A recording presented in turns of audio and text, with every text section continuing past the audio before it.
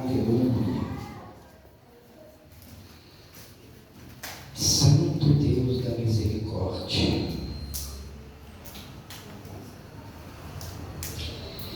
Primeira Coríntios, capítulo 15, versículo 55 e versículo 56.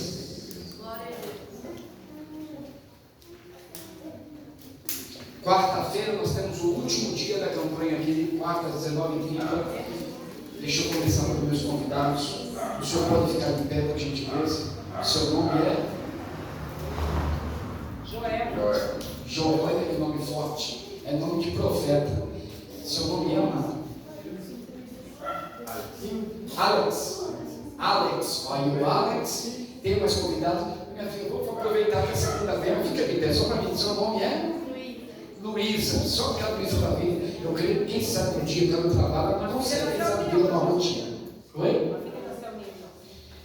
Esse daqui é especial, fica de pé, Julinha. A Julinha falou, pastor, o dia que abrir, eu amanheço, mas não amanheço. O senhor até me imaginar. Eu falei, é mesmo? E ela está aqui, ó, fiel, a Julinha. É uma prova que os jovens também adoram a Deus. Igreja, como nós recebemos as pessoas tão lindas e maravilhosas, seja bem-vindo em nome de Jesus. Volte sempre, traga mais gente. Se gostar, fica com a gente. É só vitória. Ô visitante, seja bem-vindo.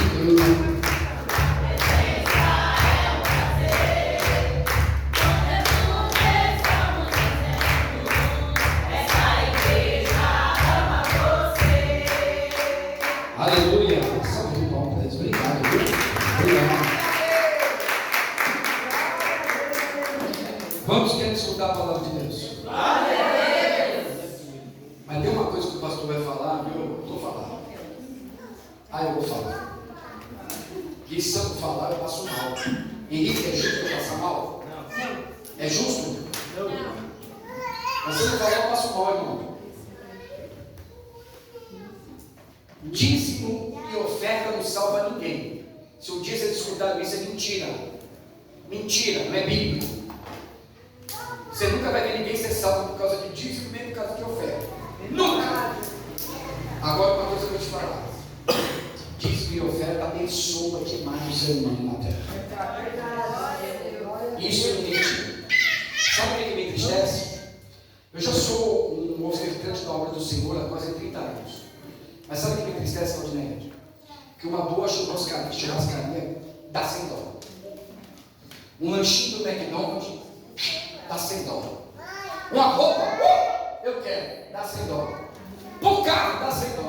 Quando eu falo da igreja, eu falo, Deus me livre. Cuidado, aonde você semeia, aonde você vai colher. Em nome de Jesus. 1 Coríntios capítulo 15.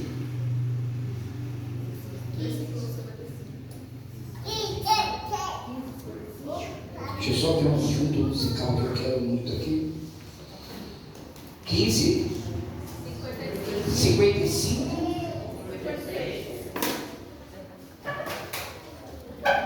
55 e 55. 1 Coríntios 15. A internet boa, Bruna, vai ter que instalar essa semana que vem, se Deus quiser. 15. Boa, você instalar a internet. Quem crê que um dia não vai caber gente aqui dentro? Já, meu jogo. A missionária está na ponta da vida também, acho.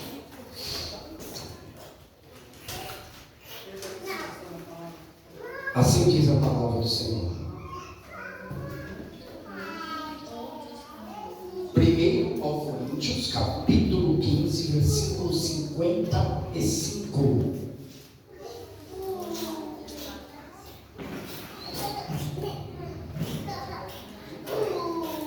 Todos acharam? Onde está, ó morte, o teu aguilhão?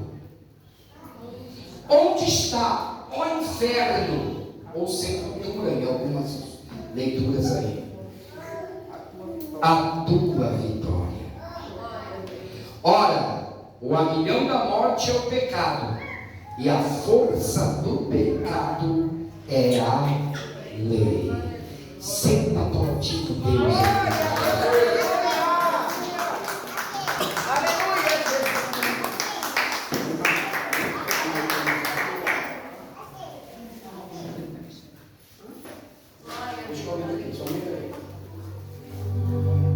Eita, glória a Deus.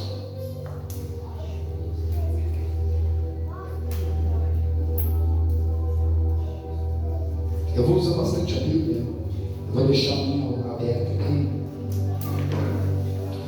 Esses dois versículos são usados pelo apóstolo Paulo em um momento em que o apóstolo Paulo ele resolve afrontar duas igrejas. A primeira, uma das igrejas mais avivadas que o apóstolo Paulo já tinha frequentado. E a outra também fazia parte da Grécia. Uma das igrejas é a igreja de Corinto e a outra igreja é a igreja de Tessalônica. São duas igrejas que foram colocadas na vida do apóstolo Paulo para que ele viesse desafiar. Todo mundo sabe que a Grécia é terra dos filósofos. Os filósofos, eles dominam toda a Grécia. E o apóstolo Paulo se vê numa situação em que ele tem que desafiar, porque existiam os discípulos de Zenão, que eram de um grande filósofo, e existiam os Epícrates, que também era de uma parte filosófica. Olha o que os caras pregavam. Vê só. Hoje vocês vão entender por que o apóstolo Paulo diz: ó morte, cadê o seu aguilhão? Por dois motivos. Quantos motivos?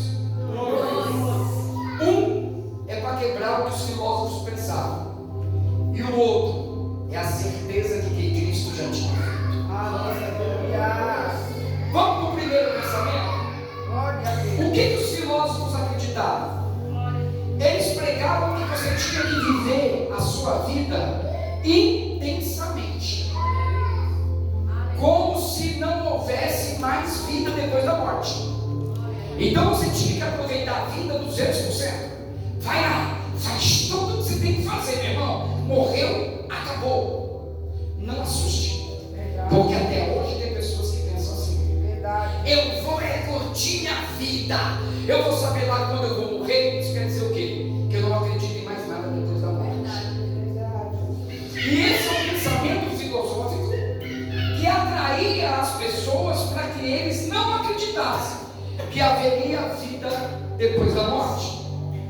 Por isso que o apóstolo Paulo diz: ó morte, cadê o seu aguilhão? Então o apóstolo Paulo se coloca numa situação de provocador. Ele está lá no meio dos filósofos dizendo: ó morte, cadê o aguilhão de vocês? Cadê a tua sepultura? Cadê o inferno? Aonde está? Para entendermos isso, temos que entender que o apóstolo Paulo estava vivendo uma época pós-Cristo, pós-ressurreição. Então o apóstolo Paulo ele está afrontando a Grécia para que ele possa implantar o Evangelho. O problema dos filósofos é que eles viviam com liberalidade. Esse é um perigo muito grande. É você achar que você pode tudo. Eu já confrontei tanta gente dizendo: pastor, é bíblico, eu posso beber. Eu falei: me mostra.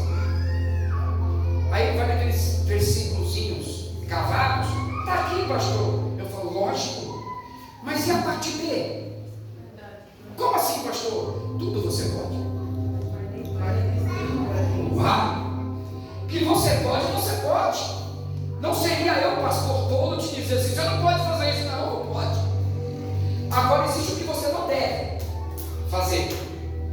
E nós estamos vivendo um tempo em que tem cristãos vacilando. Eu conheço um cristão que só deixa para desviar no carnaval. É só no carnaval, depois do carnaval ele vai para quebradinho. Aí ele diz assim: pastor, foi só um deslize, eu só tenho uma escorregadinha. Só que uma vez eu falei para ele: uma hora você vai escorregar tão forte que tu vai bater a cabeça e não vai levantar mais. Esse é o perigo. Ou você acha que o pastor também não tem carne, Claudineia, e não tem vontade de fazer as coisas? Aleluia. Você acha que os discípulos de Cristo não foram tentados? Mas aí vem a personalidade do caráter. Sabe qual é a maior definição de caráter, amado? Aquilo que eu faço no escuro, eu faço no claro. Verdade. Dessa forma. Esse é o ser humano de caráter. Ele não tem duas etapas. Ele não tem duas palavras. Para mim é assim, meu irmão. Ele é um livro aberto, como disse o apóstolo Paulo. Ele é uma carta escrita. Aleluia. E aberta. Ele não tem conversa fiada. Você conhece ele no olhar, você até defende. Quando alguém falou alguma coisa dele, você fala: aquele não, hein? Eu conheço. Conheço ao ponto de saber que ele falaria o que está acontecendo. É esse tipo de crente que nós temos que resgatar para o nosso mundo, para a nossa vida.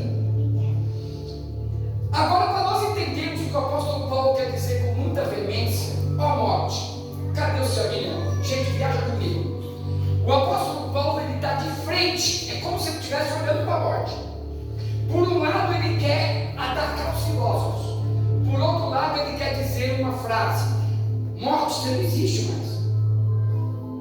Mas como não existe, pastor? A morte está lá, mas pelo que Cristo fez na cruz, ele está dizendo: você não tem mais força, você não vale mais nada, você não dá medo de mais ninguém, porque Cristo venceu a morte. Glória a Deus. Mas para entendermos isso, para que o ser humano foi criado? Talvez você tenha aí as suas teses. O ser humano, ele foi criado para substituir alguém. Já chegou nessa? Você já chegou nessa frase? Eu quero dar um mano para a cabeça e quero puxar. Pastor, mas tu vai na Bíblia? Eu vou na Bíblia. O ser humano, ele foi criado para substituir alguém. Quem? Outro dia eu preguei e disse para vocês que Adão não foi o primeiro homem a pisar no Éden. Está no livro de Ezequiel. O primeiro a pisar no Éden foi um querubim chamado anjo de luz. Ele pisou no Éden. E a Bíblia diz no livro de Ezequiel, muito antes de Adão. Então Adão, ele vem pisar no Éden depois. Então a Bíblia está me ensinando o quê?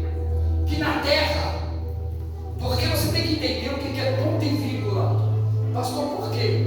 Porque ponto e vírgula determina espaço de tempo. Sabia disso?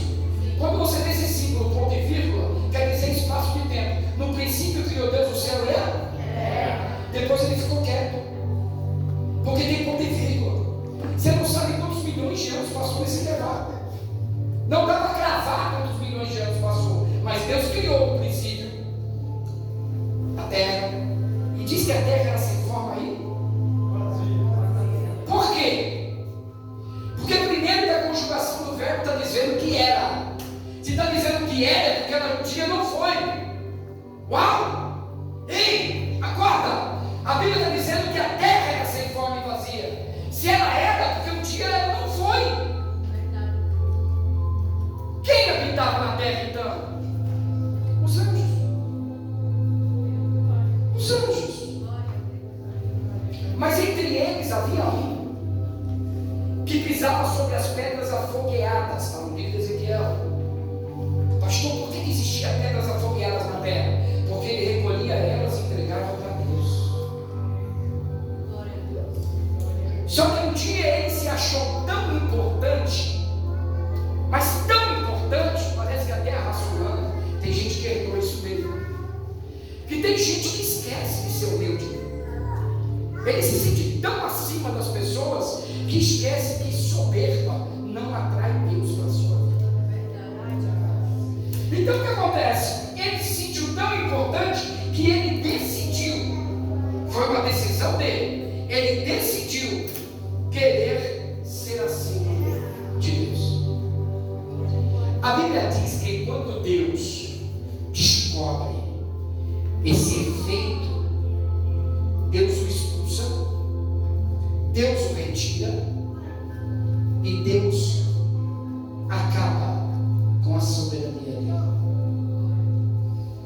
aí sim a terra fica sem forma e vazia, porque foi tirado da terra o que trazia a luz. Então a terra, no princípio de Gênesis, Deus está olhando para a terra sem forma e vazia. Mas quando o apóstolo Paulo olha para os filósofos e diz: morte, cadê o seu aguilhão? Ele estava dizendo uma palavra: vocês precisam renovar as vossas mentes. E Deus, quando olha para a terra sem forma e vazia, o que ele resolve fazer com a terra? Renovar a terra. Porque quando está no Éden, quando Satanás é tirado do Éden, quando os anjos são tirados do Éden, o que cobre a terra? Água. Boa. Água. Então a primeira destruição da terra foi com Lúcifer. A primeira destruição da terra foi com Lúcifer. Mas Deus resolve renovar a terra. Peraí, se Ele resolve renovar, eu só posso renovar aquilo que está desgastado. Você concorda ou não? Por isso que quando nós falamos renova o teu casamento, é porque está desgastado. Renova a relação com os teus filhos, porque está desgastado. Renova com os teus amigos, porque está desgastado. Renova com Cristo, porque está desgastado. Aleluia, Deus. E quando está desgastado, eu preciso renovar. Então o apóstolo Paulo está olhando para um monte de filósofos que acredita que não tem mais vida após a morte. Mas o apóstolo Paulo está dizendo: renova a mente de vocês, porque a vida com Cristo, ela não acaba nunca. É Deus. Glória a Deus, tu és fiel. Mas Deus só tem uma forma de se comunicar com o homem. Pergunte qual? Através do Espírito. Se não tiver Espírito, não tem comunicação com Deus. Deus não comunica com a carne. Deus fala com o Espírito. E os anjos eram o quê? São o quê? Espírito. Os anjos não têm carne. Os anjos são donos de uma inteligência absurda. Por isso que eu digo que o teu inimigo não é burro. Parece que tem hora que você quer enganar o diabo. Não engana, meu irmão.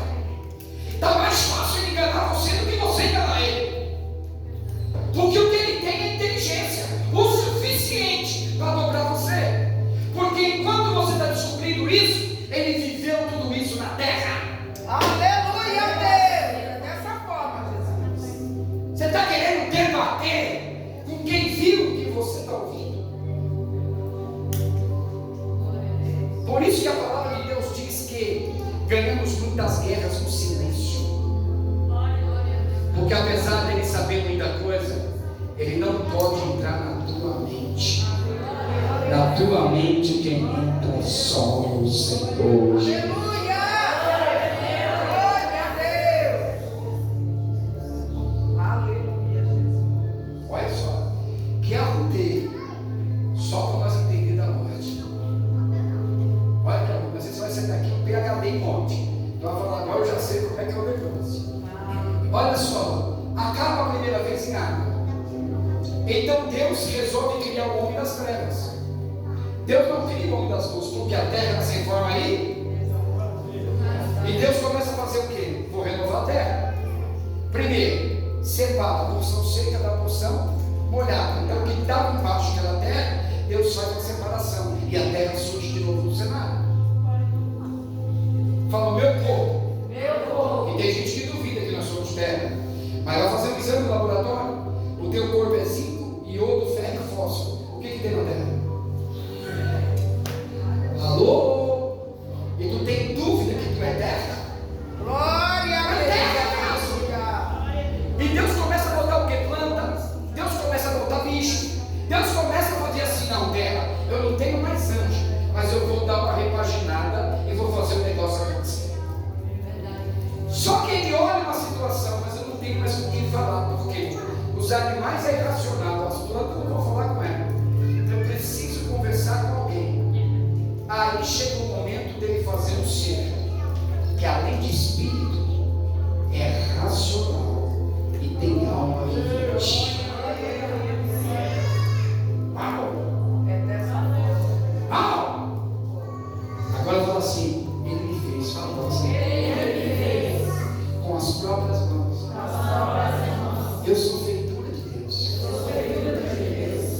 Viaja comigo.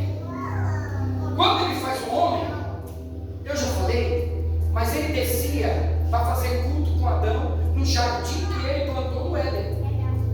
Ele pegou um pedaço da terra e planta um jardim dele para que o homem tivesse comunhão com ele. A palavra de Deus diz em Gênesis que Adão escutava os passos do Senhor. A palavra de Deus diz em Gênesis que o Senhor tinha alegria em estar com Adão. Deus criou você para ser amigo dele. Tem gente que não pega essa. Você quer ser amigo de tanta gente, quer gastar tanta gente, e o Criador da tua vida está dizendo: eu sou teu amigo, me procura, fala comigo, eu sou teu amigo.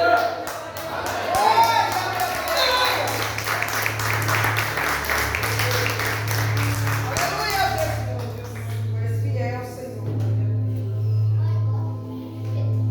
Só que acontece que o homem faz o quê? Desobedece. Porque no capítulo 3, a serpente, que não fazia parte do jardim do Éden, não me coloca a serpente no jardim do Éden, porque ela nunca foi. Ela era um animal do campo, está lá escrito. O povo sofre porque não é. Mas Adão estava tão desligado que a serpente entrou onde devia entrar. E muitas vezes a serpente entra na tua vida porque você permitiu entrar. Você está deixando ela entrar. Aí depois que ela entra, você acostuma. Quando acostuma, já era. Aí ela vai começar a entrar em situações da tua vida que ela não deveria entrar. Mas se entrou, a falta de vigilância foi tua. Aleluia, Deus. É dessa forma. Quem era o responsável do jardim? Fala Adão. Fala Adão. Quem conhecia tudo de cor? Por que entrou? E outra coisa para ajudar vocês: esse negócio de cobra rastejar foi depois da maldição.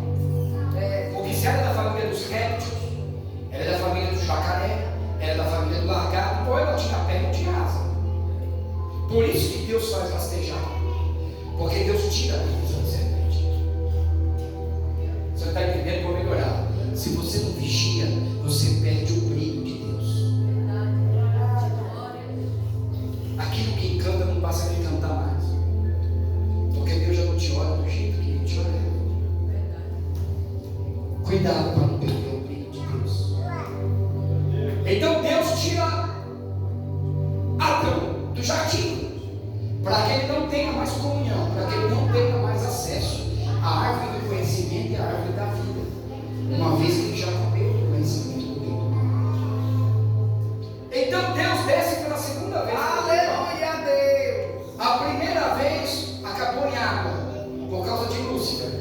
A segunda vez ele se decepciona com Adão. Mas como Deus criou o homem para um relacionamento, ele fez uma coisa que talvez você nunca entendeu. Você vai entender hoje.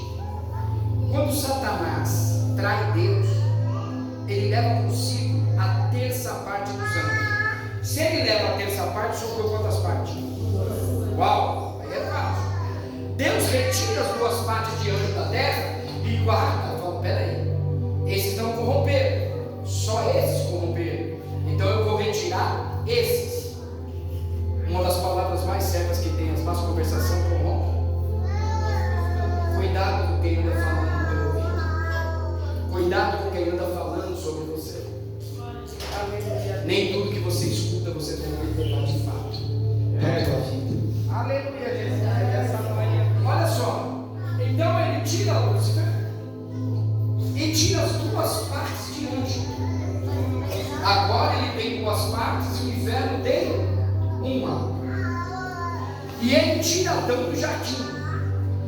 Só que ele fez uma coisa que ele nunca tinha feito dos anjos. Porque ele botou os anjos como adoradores e os anjos os traíram. Então, no mínimo, vou conjecturar para você entender: mestre, mas tu vai criar essa racinha? Tu vai criar esse homem, vai criar essa mulher? Se os anjos traíram, eles vão trair também. Aí você vai acabar com tudo. Imagina Deus dizendo: não, porque dessa vez eu vou botar uma coisa neles que eu não botei nos anjos. Cada um deles vai levar a minha misericórdia. Se cair, eu levanto. Se cair, eu levanto. Se cair, eu levanto.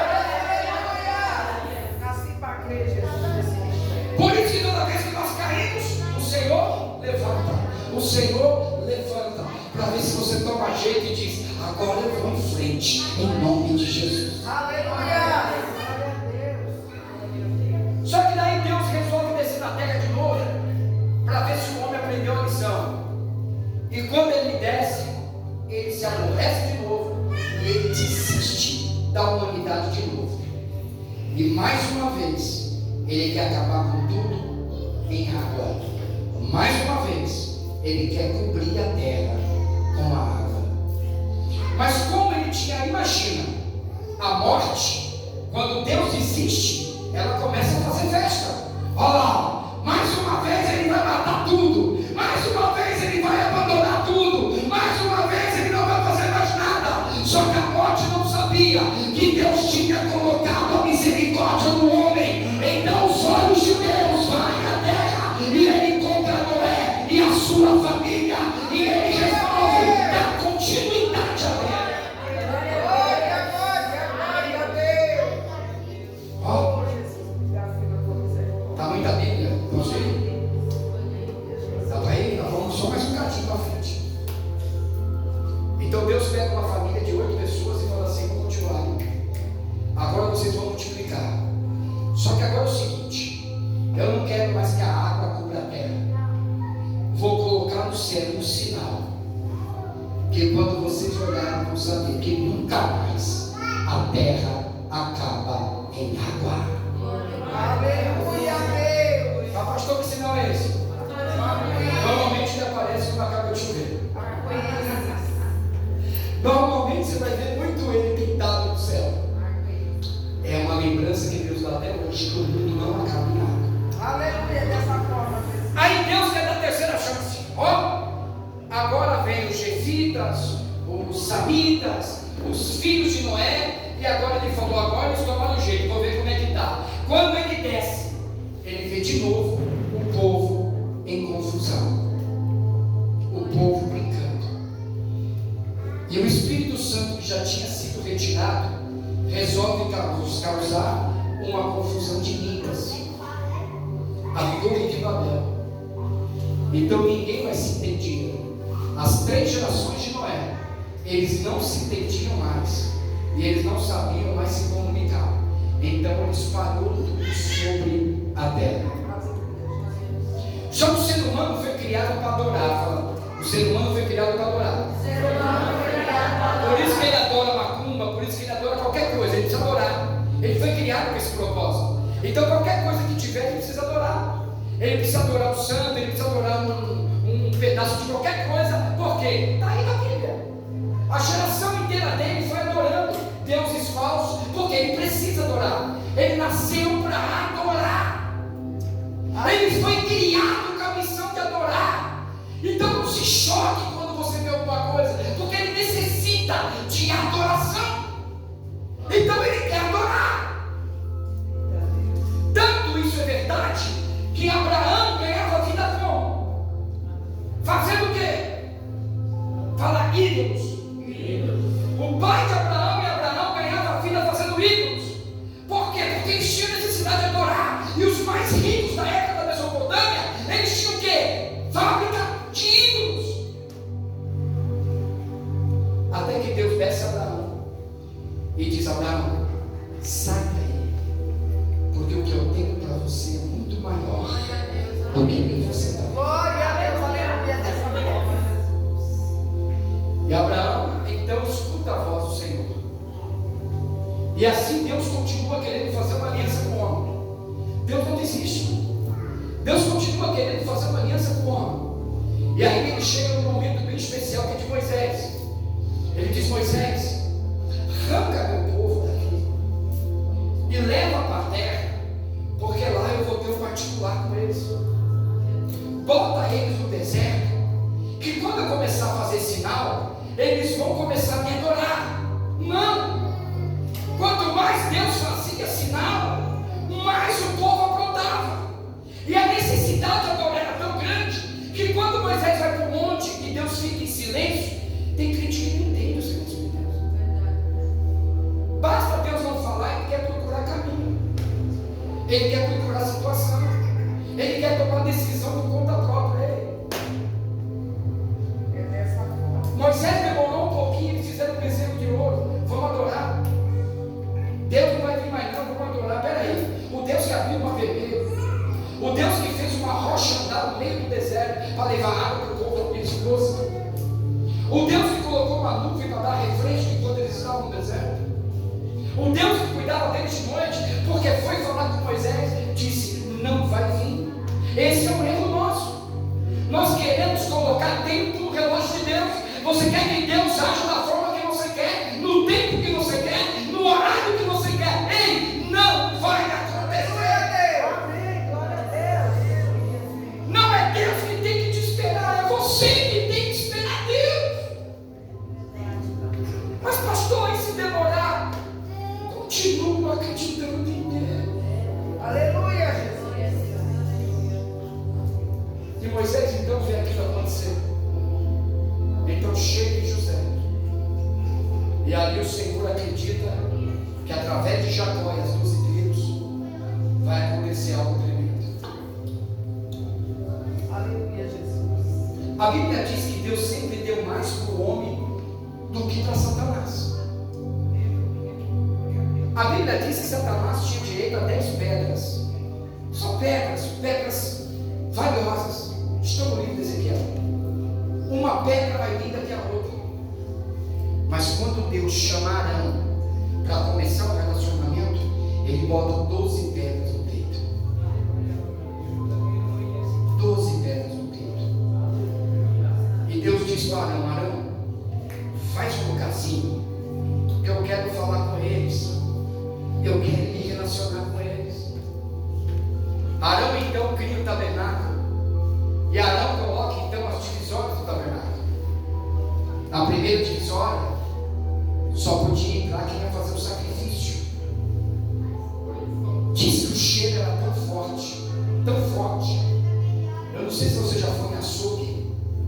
Agora eles têm higiene, agora tá. Mas diz que dá vontade de. É tão forte. Você imagina milhares de animais sendo cortados, aquele sangue, aquela carne ficava apodrecendo, aquilo ficava cheio de mosca, cheio disso, até que Deus fala para Arão: cria um perfume para mim, cria um perfume, eu vou te dar 4 elementos, e um deles é o incenso puro, e você vai criar um perfume, que quando exalado, ele vai cobrir todo o cheiro, e vai purificar e renovar quem não estiver perto. Aleluia.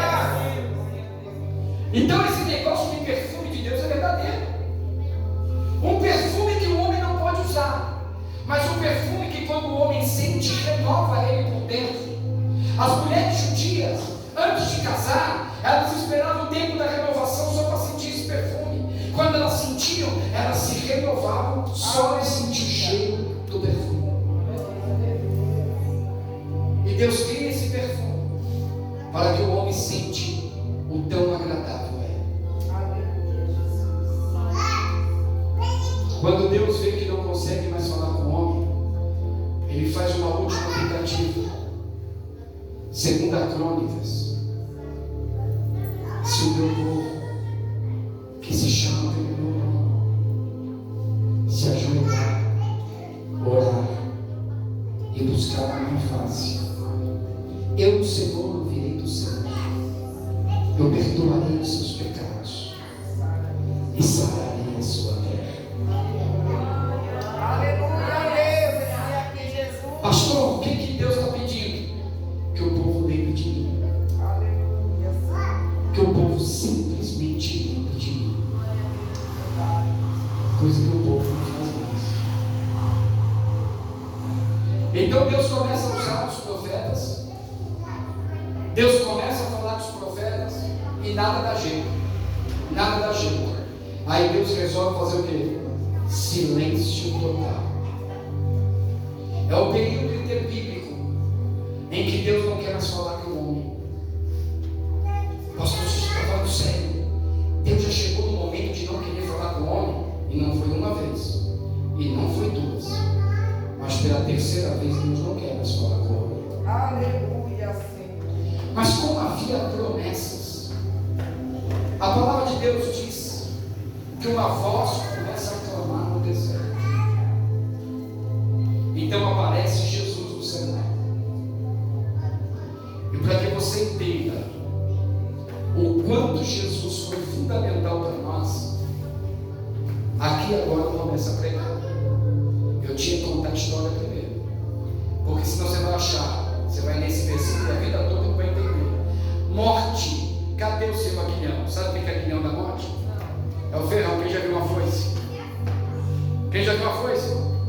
Ela tem um cabo e ela tem o que na ponta? Não sei. É o aguilhão, é o ferrão. Aquele afiado de uma tal maneira que quando passa, leva. E o apóstolo Paulo está dizendo para a morte: cadê seu aguilhão? Cadê? Mostra para mim. Fala, pastor. Quem quebrou o aguilhão dela? Jesus. Aleluia. Pergunte como? Aleluia. Você não vai entender que foi Jesus como? Glória a Deus. Última ceia.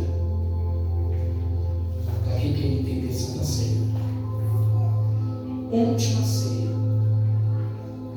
Os discípulos estão felizes da vida. Eu não estava lá, mas vou te contar qual era o papo da cena. Quer saber? Aleluia, Jesus. Olha Pedro olhando para Tiago. Tiago, você viu, Tiago? O mestre mandou o Zaqueu descer, rapaz. Ninguém entrava na casa do publicano. Isso não foi nada. Eu vi aquela mulher tocar na barra do vestido dele. Ela foi curada. Glória a Deus. Você achou ruim? Mas você não viu que ele seguiu para a casa de Jairo e disse que curou a filha de Jairo?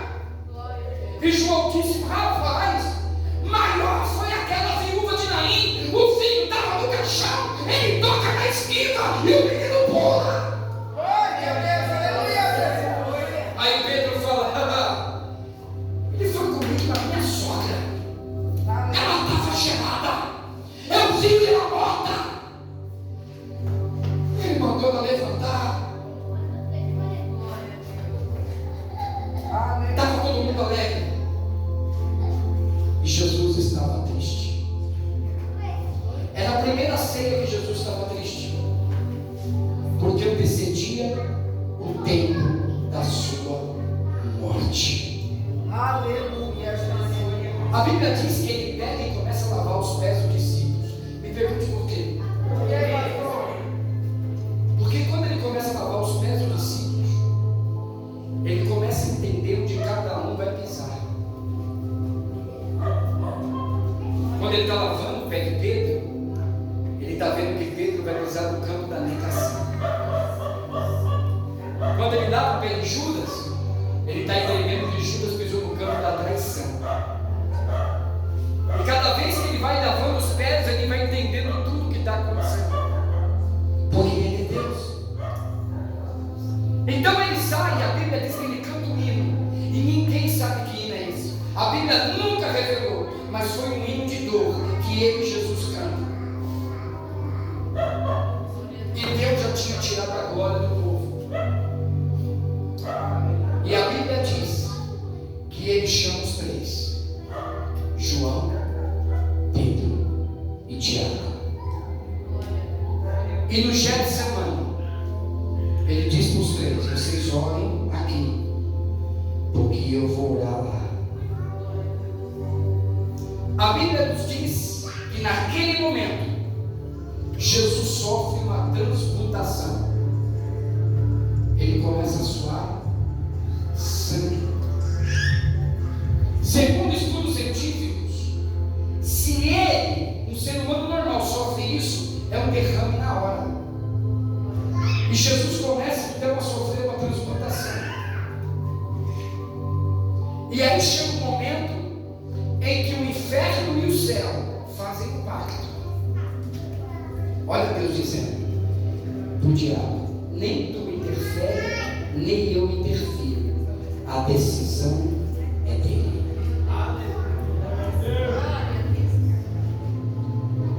Jesus está ali, e aí Jesus, ele manda um recado para você que às vezes acha que está difícil e quer desistir.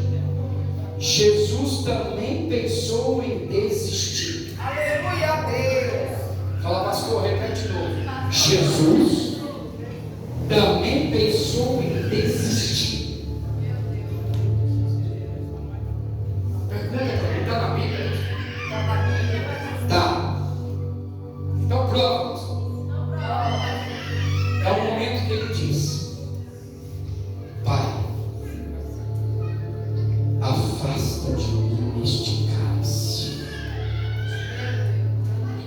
sempre com a nossa língua: Pai, eu não vou dar conta não.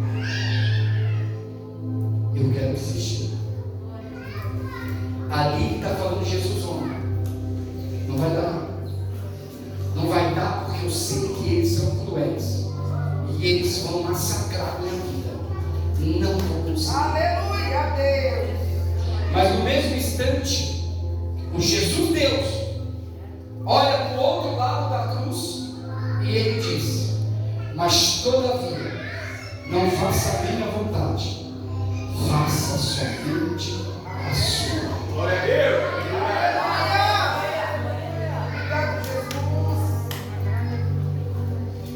Jesus é pego. Ele é espancado com uma azorrague. Irmã Eliana.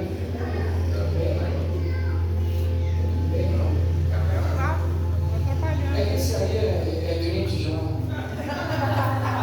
Ele é bonzinho demais. Aleluia, Deus. Jesus apanha com azorrague. Um chicote cheio de ossos na ponta.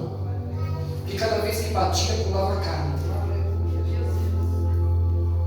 A cruz que Jesus foi crucificado, ela tinha que ser planejada 15 dias antes para que ele fosse morto. Por isso que o salmista diz: esticaram meu Jesus. Porque a cruz era grande, mas ele era menor. Puxaram o braço até da ponta da cruz. Então a Bíblia nos diz que estroncou os ombros e ele foi na cruz.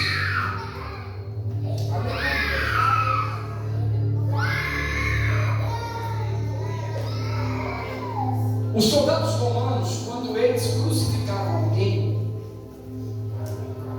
eles não crucificavam da maneira que você conhece. Jesus não morreu. Se você já viu cruz assim, está tudo errado. Os soldados romanos, eles faziam com que aquele que fosse para a cruz morresse sufocado antes mesmo. Por quê? Porque eles crucificavam meio inclinado, para que o sangue viesse e matasse sufocado. Mas entendendo meu Jesus amado, sabe por que ele não morreu sufocado?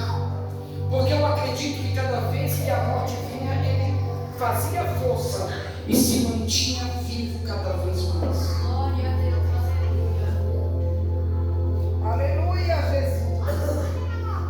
Mas quando Jesus... Agora me diga uma coisa: o salário do pecado é a morte. Então Jesus não podia morrer.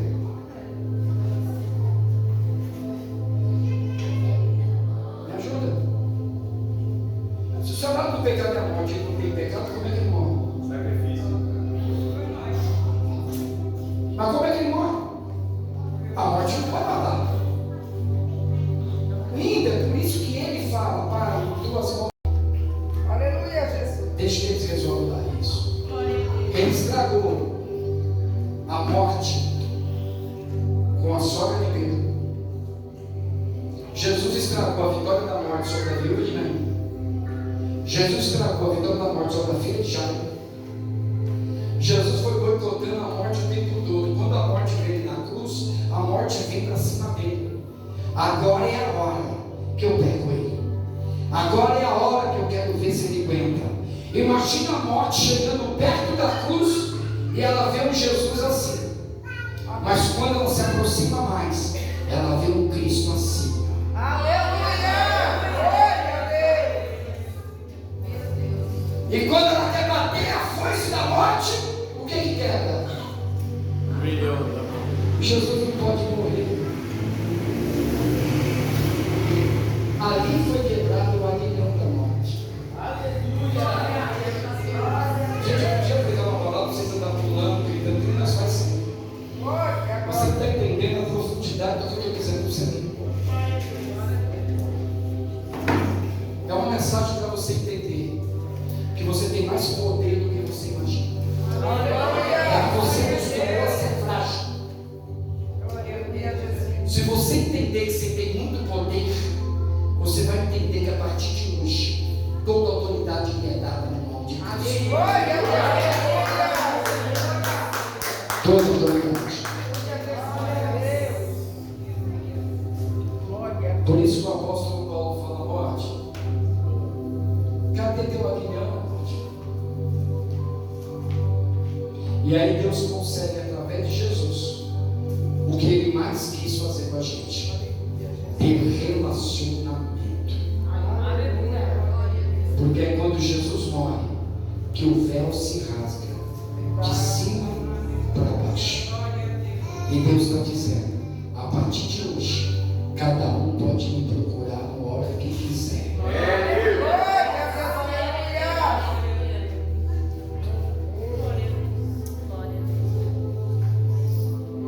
Mas tem hora que a gente olha, o Evangelho nos entristece. Porque se tu foi feito para adorar, qual é o tempo que você está adorando? Tirando a igreja, querido, qual é o tempo que você está adorando? Você fala para mim, o dono e autor da vida está aqui. Aleluia a Deus. Verdade. Qual o tempo que você está? Você é daquele que chega em casa e quer assistir uma série para dormir?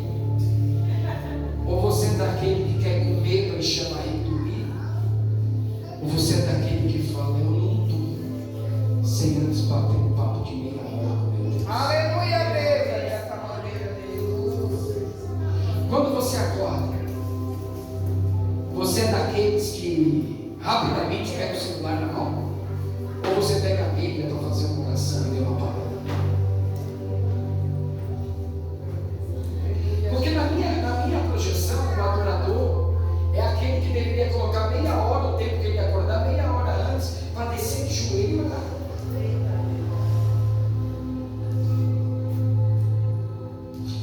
Porque quando as coisas entortam, o que você faz? Mas quando as coisas estão corretas, você esquece quem é o seu Deus. Aleluia. E é por isso que nós temos que lembrar do Senhor em todo o tempo. E é por isso que Deus, naquela cruz,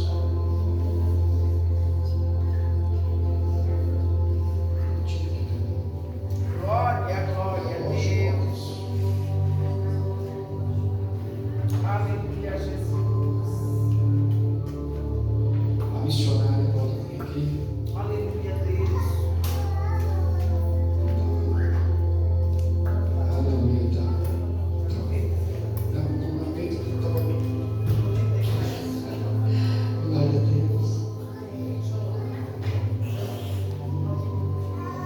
Aleluia. Fica de pé. Todos ficam de pé. Deu certinho, 21, 24. Eu tenho 6 minutos para acabar a ceia e liberar vocês. Pela primeira vez eu quis pregar uma palavra que nós estamos esquecendo da morte de Cristo na cruz. Nós estamos esquecendo por que nós somos cristãos.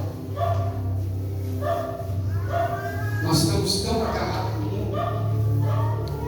E isso aqui está sendo acabou acontecendo. Aleluia a Deus. É meu filho. Nós estamos vivendo um tempo que isso aqui é mais importante que o meu Criador. Nós estamos vivendo um tempo que a minha mulher é mais importante que o meu Criador. Nós estamos vivendo um tempo que o dinheiro é mais importante que o meu Criador. Nós estamos vivendo um tempo que comer é mais importante que o meu Criador. E Jesus está dizendo: busca primeiro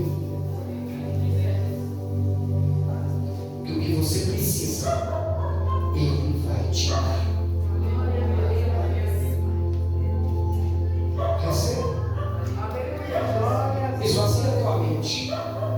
Para de colocar todas as suas forças numa situação só.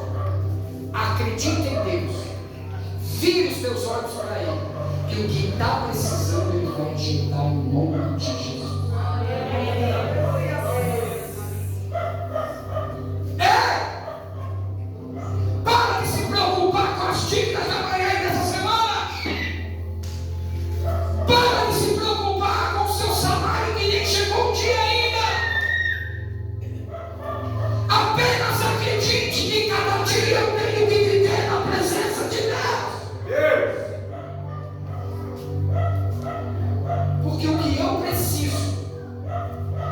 Ele vai me dar.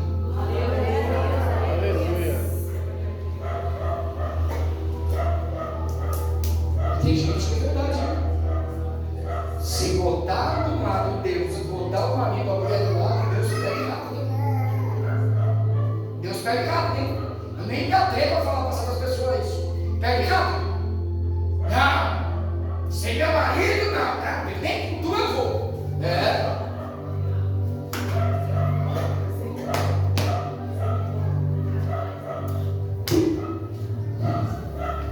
Só que nós esquecemos que se ele quiser acabar com tudo, ele acaba. É isso que nós não entendemos. Se ele quiser acabar com tudo, ele acaba. Então você tem que acordar